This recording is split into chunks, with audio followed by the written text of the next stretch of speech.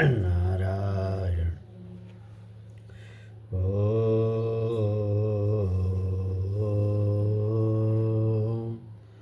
ओम।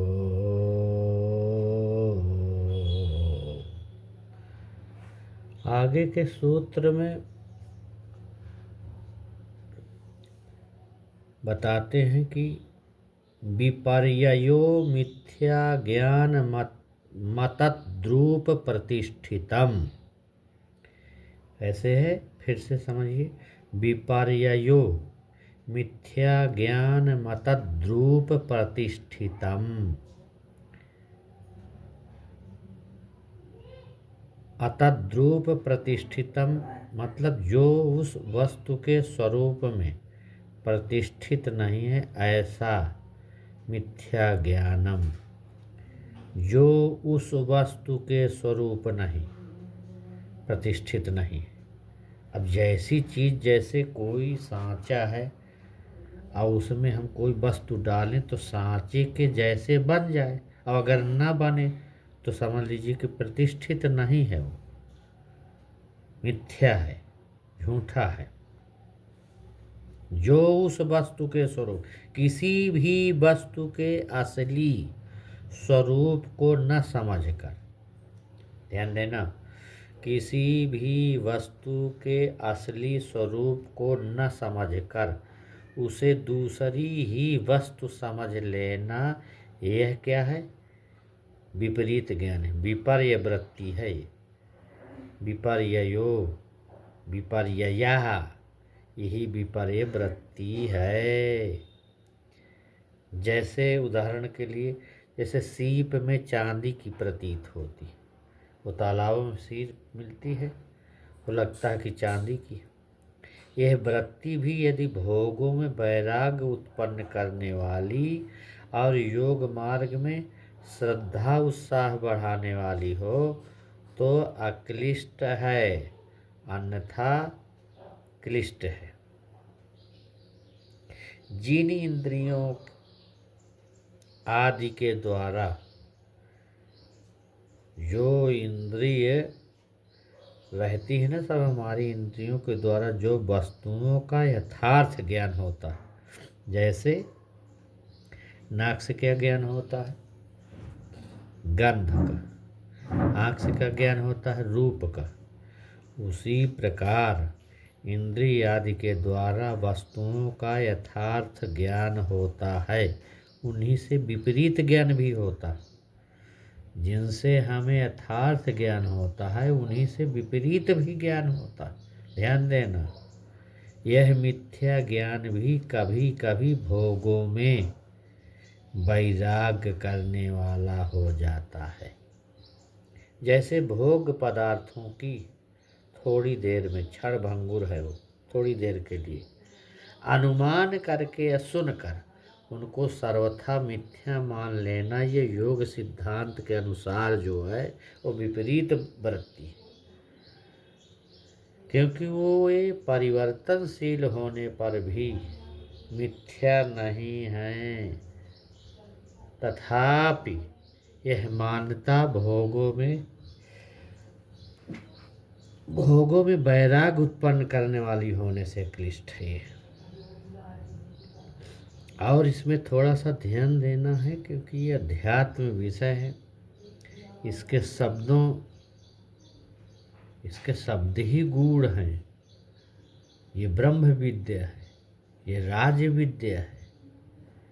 इसको समझने के लिए पूर्व जन्म का सुकृत होना चाहिए, महापुरुष की कृपा होना चाहिए, सद्गुरु की कृपा होना चाहिए, लगन होनी चाहिए, श्रद्धा होनी चाहिए, विश्वास होना चाहिए, यथार्थ वक्ता होना चाहिए। ऊपर बताया ना, पिछले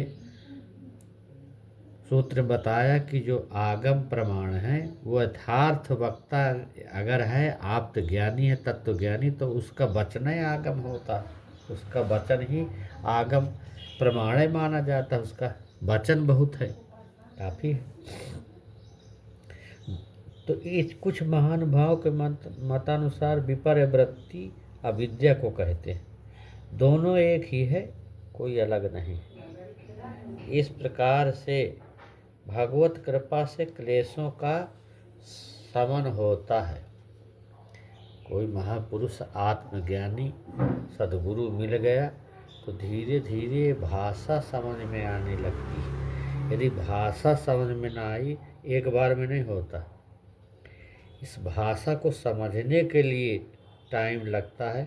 बिना वो आगम प्रमाण जो पुरुष हैं उनके वचन से ही आगम प्रमाण मिलने से फिर साक्षात्कार प्रमाण अनुमान सब उसमें हो जाता है।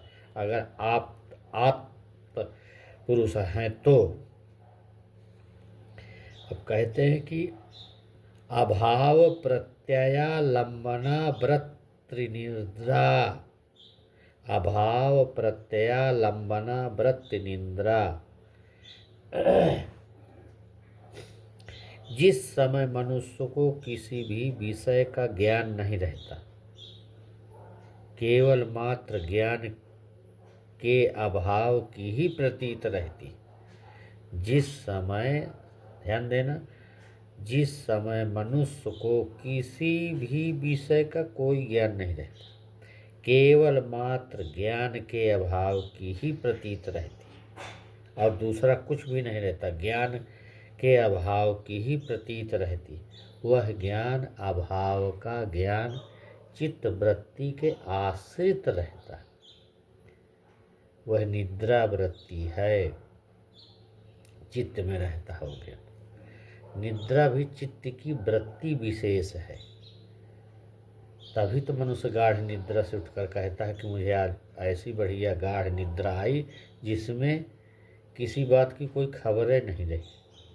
इस स्मृत वृत्ति से, इस स्मरण वृत्ति से ही यह सिद्ध होता है कि निद्रा भी एक वृत्ति है। नहीं तो जगने पर उसका स्मरण कैसे आ गया, उसको किस प्रकार का स्मरण हुआ, कैसे स्मरण हुआ। तो निद्रा भी क्लिष्ट और अक्लिष्ट दो प्रकार की होती, देख लो निद्रा भी। जिस निद्रा से जगने पर साधक के मन और इंद्रियों में सात्विक भाव भर जाता है, आलस्य का नाम निशान नहीं रहता, तथा जो योग साधना में उपयोगी और आवश्यक मानी गई है वह अक्लिष्ट है और इसके विपरीत जो है क्लिष्ट है।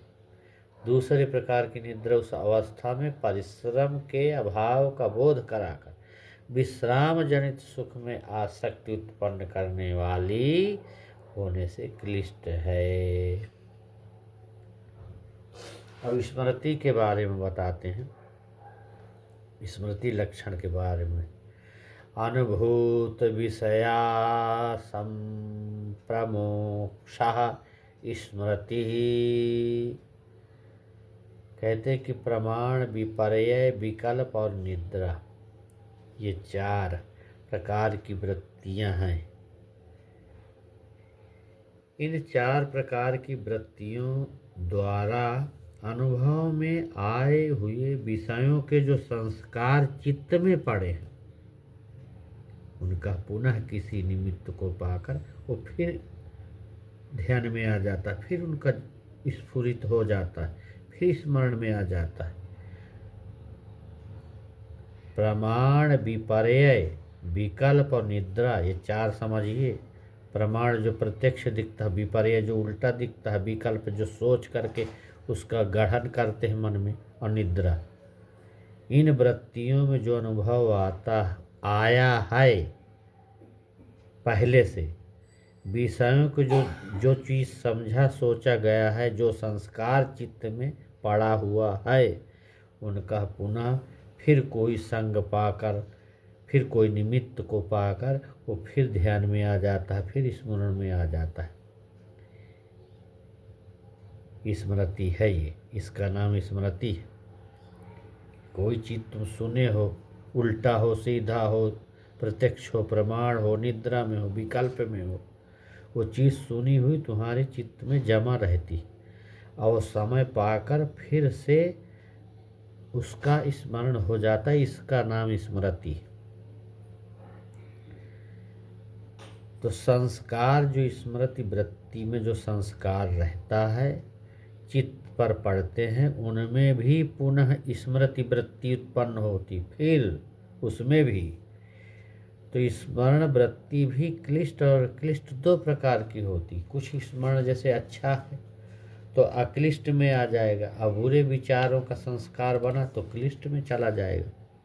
मनुष्य का भोग में वैराग्य होता है तथा जो योग साधनों में श्रद्धा उत्साह बढ़ाने वाला जो आत्मज्ञान सहायता करता है। श्रद्धा और उत्साह साधक को ये बढ़ाता है आत्मज्ञान की तरफ, वो सहायता करता है, वह तो क्लिष्ट है। और जिससे भोग में राग द्वेष बढ़ता है, भोग में रुचि बढ़ती है, वो क्लिष्ट है। इतना समझना है। तो कहते हैं कि इसका ये रुकेगी कैसे। इतने अच्छे अच्छे सूत्र हमारे आप्त ऋषियों ने, आर्ष ऋषियों ने बताया है। कहा कि अभ्यास वैराग्याभ्याम तन्निरोधा, अभ्यास वैराग्याभ्याम तन्निरोधा। चित्त की वृत्तियों को सर्वथा निरोध करो, रोको और अभ्यास करते रहो। अभ्यास करो और अभ्यास के द्वारा वैराग्य करो, मन में वैराग्य सोचो। ये दो उपाय हैं। अभ्यास करो, संसार से वैराग्य करो कि ये ठीक नहीं, संसार दुख देने वाला, संसार भोगों की तरफ बढ़ो तो वैराग्य हो जाए मन से कि ठीक नहीं, ये दुख ही दुख है इसमें संसार में। ये दो उपाय। चित्तवृत्तियों का प्रवाह इस प्रकार परंपरा से, संस्कारों के बल से, जो चित्तवृत्तियों जो प्रवाह परंपरागत संस्कारों के बल से सांसारिक भोगों की ओर जो चल रहा है, उस प्रवाह को रोकने का उपाय वैराग्य है और उसे कल्याण मार्ग में ले जाने का उपाय अभ्यास है। यही है दो उपाय, वैराग्य अभ्यास। चित्त के प्रवाह को रोकने का उपाय वैराग्य है, उसे कल्याण मार्ग में अभ्यास करने के उपाय का नाम अभ्यास है। बस तत्र स्थितौ यत्नोऽभ्यासः, जो स्वभाव से ही चंचल है ऐसे मन को, चंचला मनः कृष्ण गीता में भी आया है। तो जो स्वभाव से ही चंचल है ऐसे मन को किसी एक ध्येय में, एक लक्ष्य में स्थिर करने के लिए बार बार चेष्टा करते रहने का नाम अभ्यास है। स्वभाव से जो चंचल है ऐसे मन को किसी एक ही, जहाँ आपका सतगुरु आप्त पुरुषों के द्वारा जो आपको लक्ष्य बताया गया है, सतगुरु के द्वारा जो लक्ष्य बताया जाए, जो ध्येय बताया गया, उसी ध्येय में स्थित करने का बार बार अभ्यास करने का नाम अभ्यास है। इसके प्रकार शास्त्रों में बहुत बतलाए हैं अभ्यास के भी। अभ्यासेन तु कौन्तेय वैराग्येण च गृह्यते, लिखा है। भगवान ने कहा था, हे कुंती पुत्र अर्जुन, अभ्यास कर तू बार बार। यत्न करने से वैराग्य से मन बस में होता है, इसलिए इसको अवश्य बस में करना चाहिए। तो इससे अभ्यास के दृढ़ होने का प्रकार बताते हैं कि अभ्यास दृढ़ कैसे हो, अभ्यास कैसे करें। भाई अभ्यास करोगे जब तक अंदर दृढ़ता नहीं आएगी तब तक अभ्यास किस चीज़ का करोगे, उसमें कोई इंटरेस्ट नहीं होगा तो अभ्यास कहाँ से करोगे। तो उस अभ्यास के लिए बताते हैं कि दृढ़ होने के लिए बताते कैसे दृढ़ता आएगी। सतु दीर्घकाल नैरंतर्य सत्कारा सेवितो दृढ़ भूमि। इसे सुनना। सतु दीर्घकाल नैरंतर्य सत्कारा सेवितो दृढ़ भूमि। दीर्घकाल निरंतर सत्कारा, अपने साधन के अभ्यास को दृढ़ बनाने के लिए साधक को चाहिए कि साधन में कभी आलस न करे, उकतावे नहीं। यह दृढ़ विश्वास रखे कि किया हुआ जो अभ्यास कभी भी वो व्यर्थ नहीं हो सकता। जिस चीज का तुम अभ्यास करोगे वो कभी व्यर्थ नहीं होता हो। समय पर बताया ना पिछले सूत्र में कि समय पर फिर वो अंकुरित हो जाएगा, चाहे क्लिष्ट हो चाहे क्लिष्ट अभ्यास, इसमें भी है। तो जो अभ्यास करोगे वो कभी व्यर्थ नहीं होगा, अच्छा हो या बुरा हो। जिस चीज का देखने का, सुनने का, बोलने का जो ज्यादा अभ्यास किए हो वो समय पा करके वो व्यर्थ नहीं हो सकता, फिर उठेगा। तो अभ्यास के बल से मनुष्य निसंदेह अपने लक्ष्य की प्राप्ति कर लेता है। यह समझ कर अभ्यास के लिए काल की अवधि न रखें, समय न रखें कि अरे हो गया कर लेंगे। आजीवन अभ्यास करता रहे। अगर आप एक दिन किए, 4 दिन न किए, तो फिर हाँ वहीं से उठ के आप एक दिन जितना किए वहीं पर फिर खड़े हो जाएंगे, फिर जीरो से चलेंगे। इस तरह से नहीं, धीरे धीरे उसको बढ़ावे घटावे ना। साथ ही ये भी ध्यान रखे कि अभ्यास में व्यवधान न पड़े, निरंतर लगातार अभ्यास चलता रहे। अभ्यास में तुच्छ बुद्धि न करे कि यार अभी हमको कर तो रहे पर कुछ प्राप्त नहीं हुआ, कुछ मिला नहीं, कुछ है। इसमें आलस, ये आलस का चिंतन न करे। आलस का मन में बिल्कुल बात न लावे कि अभी तो कुछ हुआ नहीं। अभ्यास करता रहे। अभ्यास वैरागाभ्याम तन निरोधा, अभी पिछले सूत्र में आया। अभ्यास वैराग से ये धीरे धीरे करते करते ये सेट हो जाएगा। फिर अभ्यास में तुच्छ बुद्धि न करे, बताया है। उसकी अवहेलना न करें, बल्कि अभ्यास को ही अपने जीवन का आधार मानकर अत्यंत आदर और प्रेम पूर्वक उसे जैसा बताया गया सांगोपांग करता रहना चाहिए। इस प्रकार किया हुआ अभ्यास वो दृढ़ भूमि, दृढ़ अवस्था वाला होता है। कितना सुंदर बताया हमारे ऋषियों ने कि किस प्रकार अभ्यास करना चाहिए, किस प्रकार निरंतर हमें अभ्यास से क्या लाभ है, क्या क्या होता है। अब वैराग लक्षण कैसा है, उसको कैसे आरंभ करते हैं, इसका आगे लक्षण बता। दृष्टानुश्रविक विषय वितृष्णस्य वशीकार संज्ञा वैराग्यम। दृष्टानुश्रविक विषय वितृष्णस्य वशीकार संज्ञा वैराग्यम।